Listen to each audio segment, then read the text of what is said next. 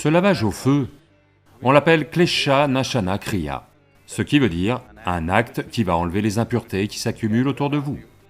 Il y a une certaine façon de faire. Il y a quelques générations, les gens savaient exactement comment faire. Nous avons soulagé les gens de diverses maladies chroniques simplement avec ce lavage au feu.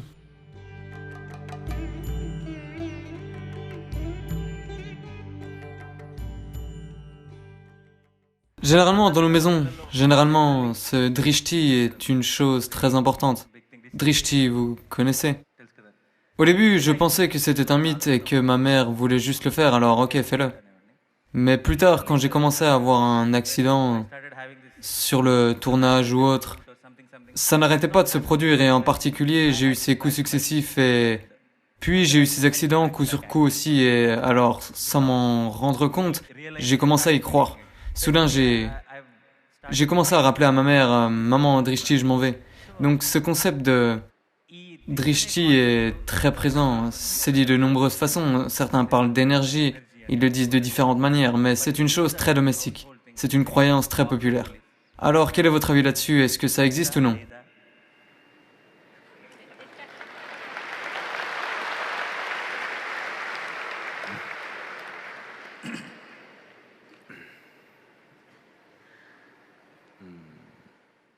Tous les jours, vous prenez un bain? Non, je demande parce qu'à Chennai, ils prennent un bain une fois tous les 3 jours.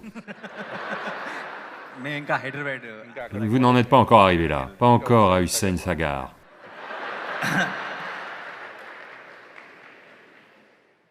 Donc hier, je discutais avec un groupe de personnes éminents dans la soirée.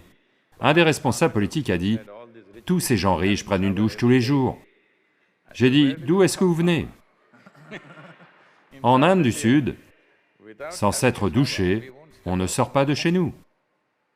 Quoi qu'il arrive. Même si on ne boit pas, on se douche d'abord. Alors ne commencez pas cette nouvelle culture, prendre une douche une fois tous les... Dieu merci, c'est vendredi. Donc, vous lavez votre corps avec de l'eau. Il ne s'agit pas seulement d'enlever la saleté.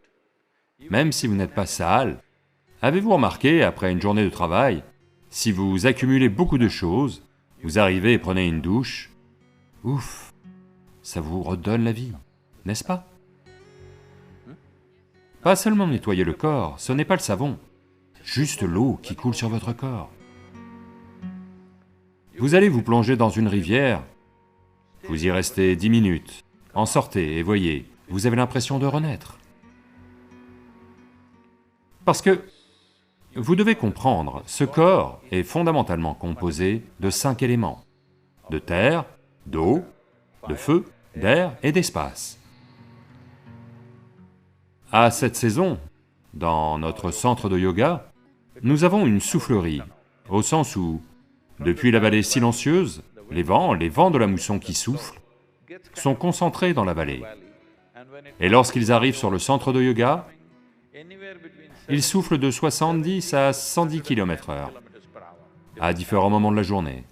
Donc à cette saison, tous nos volontaires pratiquent juste en se tenant debout face au vent, comme ceci, parce que c'est un lavage au vent. Lavage à l'eau, vous le faites tous les jours. Lavage au vent, vous pouvez le faire.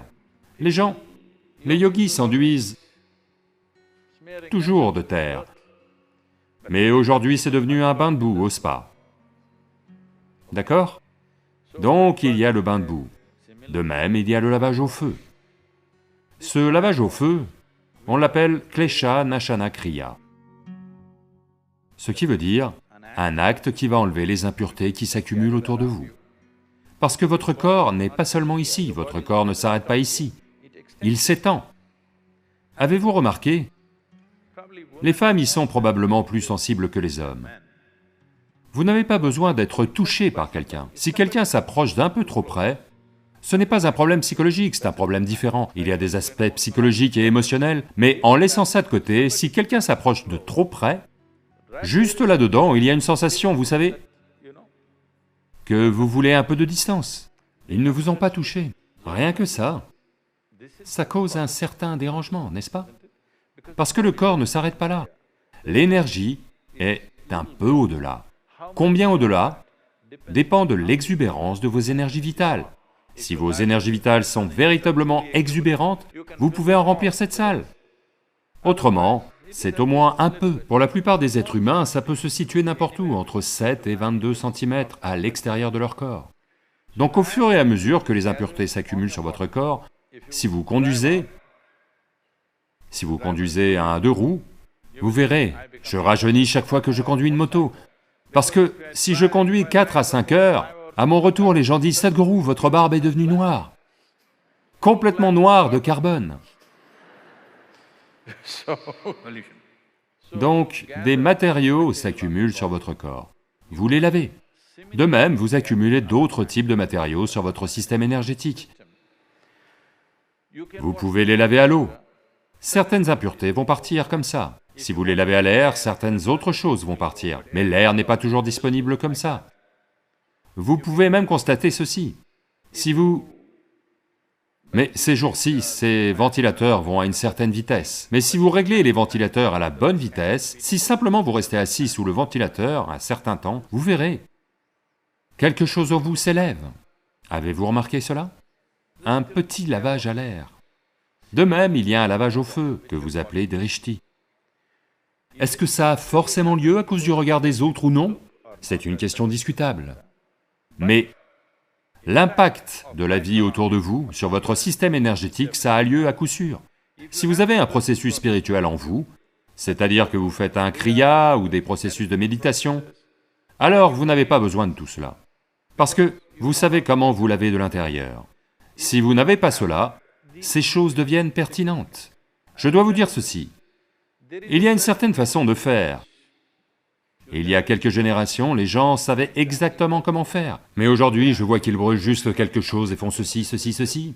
Si vous venez au centre de yoga, nous faisons ce Klesha Nashana Kriya de manière scientifique, comme il doit être fait. Nous avons soulagé des gens de diverses maladies chroniques simplement avec ce lavage au feu. Une surprise que nous avons eue récemment, c'est que nous avons constaté que de nombreux enfants atteints de TDAH, qui ont des difficultés d'apprentissage, dans les 6 à 8 semaines suivant ce lavage au feu, ils ont radicalement changé. Ça, on ne s'y attendait pas du tout. Donc, votre mère, consciemment ou inconsciemment, en vous lavant au feu, vous a peut-être donné une certaine capacité d'apprentissage. Je m'incline devant elle. Elle vous a lavé au feu.